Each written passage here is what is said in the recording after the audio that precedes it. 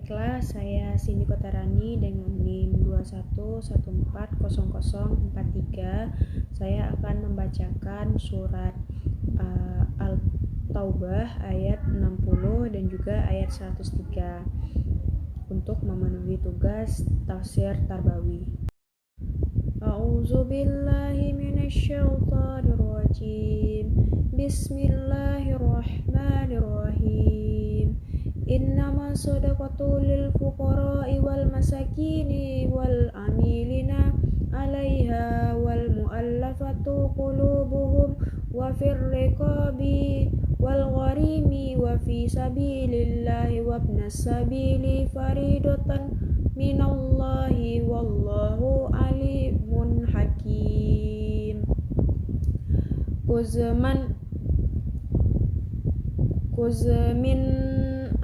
Kuzmin amwalihim tutahhirukum wa tuzakkihim biha wa shalla alaihim sholataka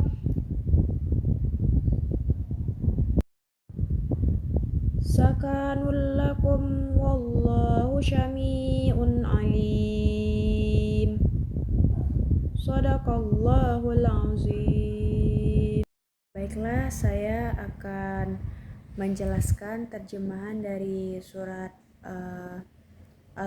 At-Taubah ayat 60 dan juga ayat 103, di mana terjemahnya di sini adalah innama, yang artinya sungguhnya hanyalah, shadaqatu sedekah, lil fuqara'i untuk orang-orang fakir, wal masakini dan orang-orang miskin, wal amilina amil, alaiha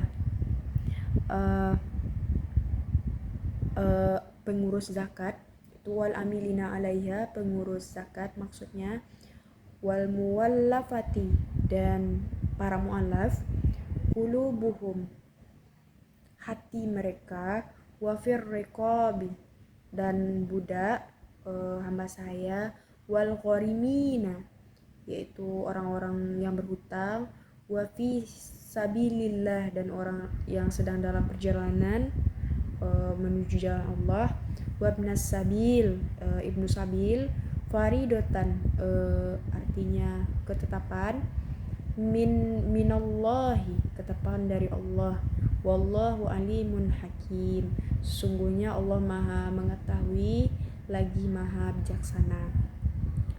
Khuzmin amwalihim ambillah, amwalihim ini artinya sebagian dari mereka, shadaqatan sebagai sedekah, tutahhiruhum membersihkan harta, wa tuzakkihim dan menyucikan mereka, biha wa sholli alaihim dan doakanlah atas mereka, inna sholata sesungguhnya doa, sakanul lahum ketentuan, wallahu syami'un alim sesungguhnya dan Allah itu maha mendengar lagi maha mengetahui.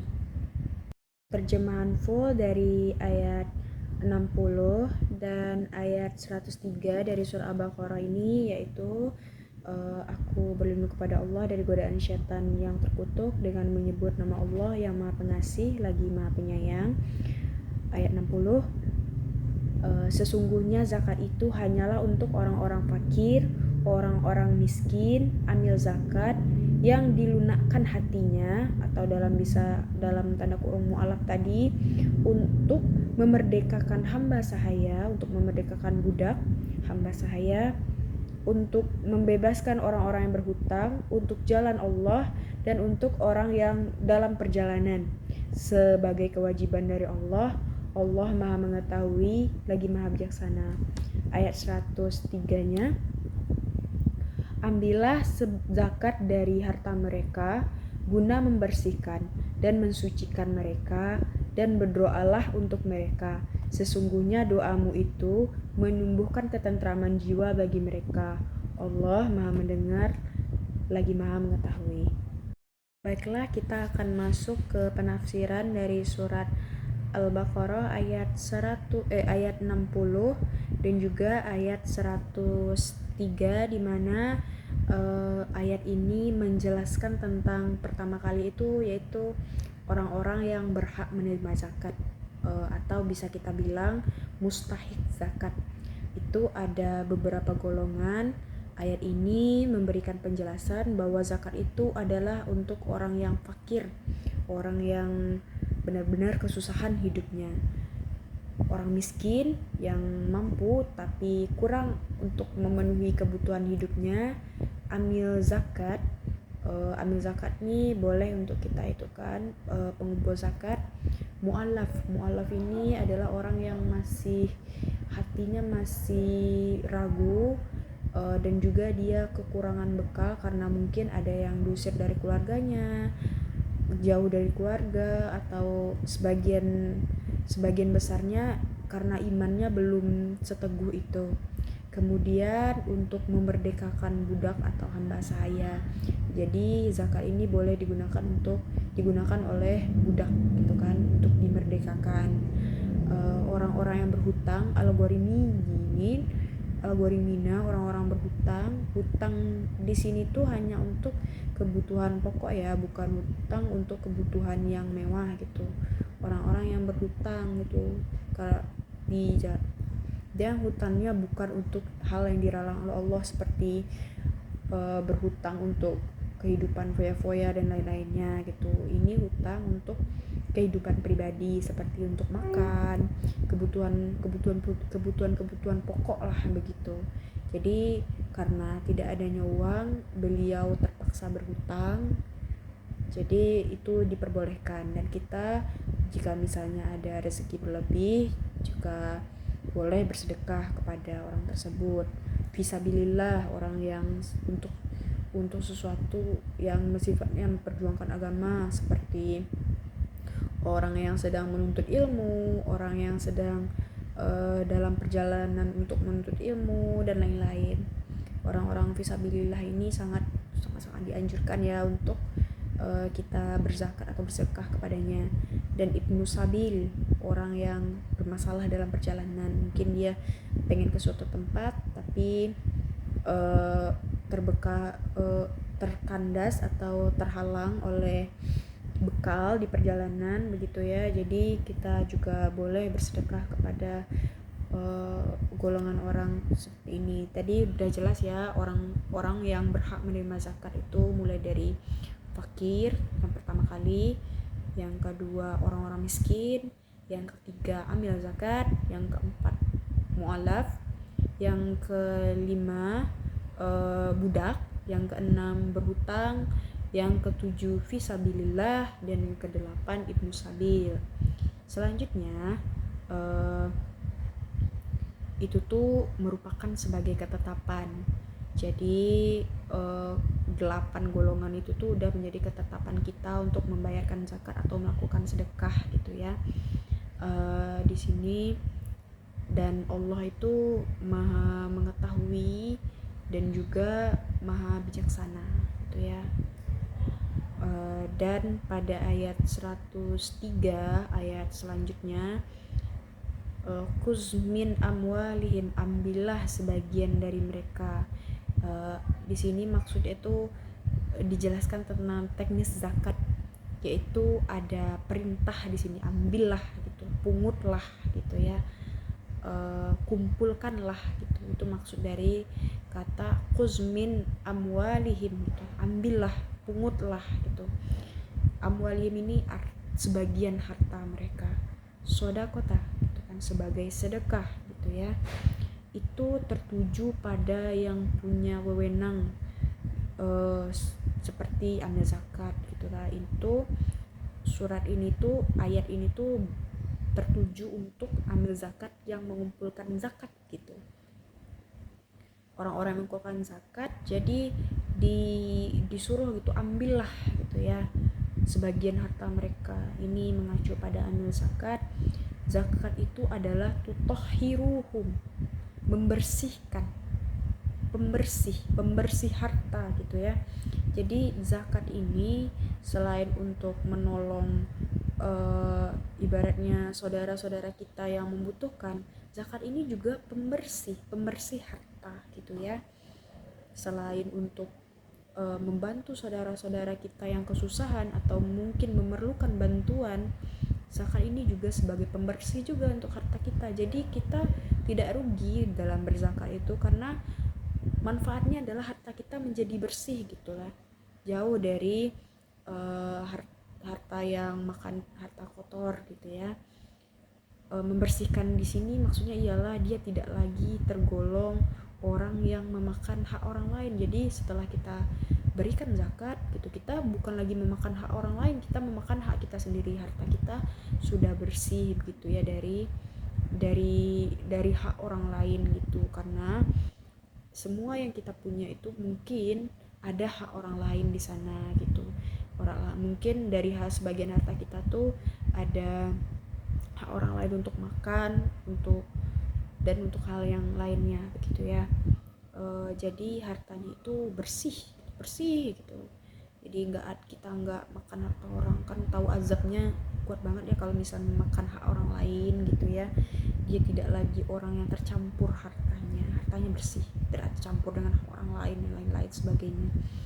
Zakat itu bisa mensucikan mereka. Zakat itu bisa mensucikan harta kita begitu ya. Bisa ibaratnya vacuum cleaner lah gitu, untuk membersihkan harta kita dari kotoran gitu, harta yang bukan harta kita.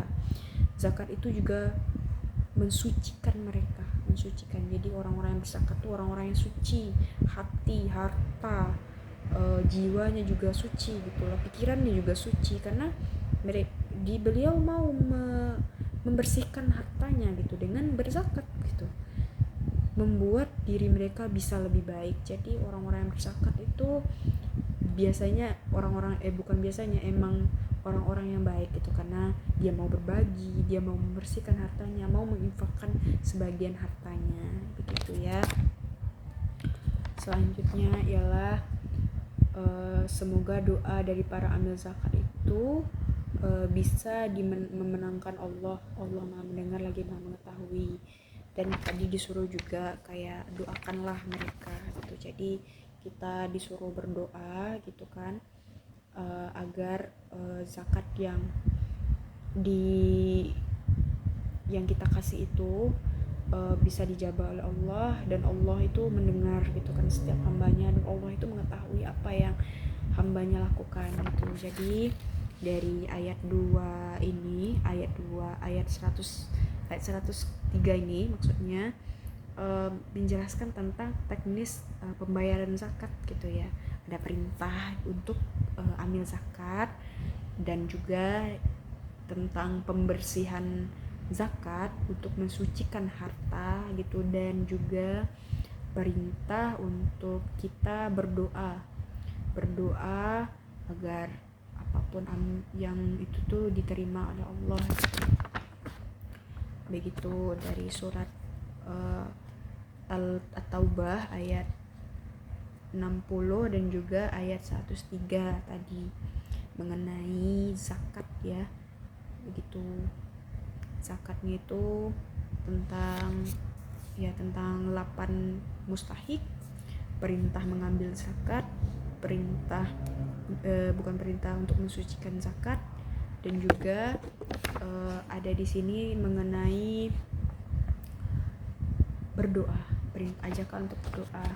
Kesimpulan dari 2 ayat ini dapat kita simpulkan bahwasanya berkaitan dengan pendidikan, yaitu pendidikan tentang zakat gitu.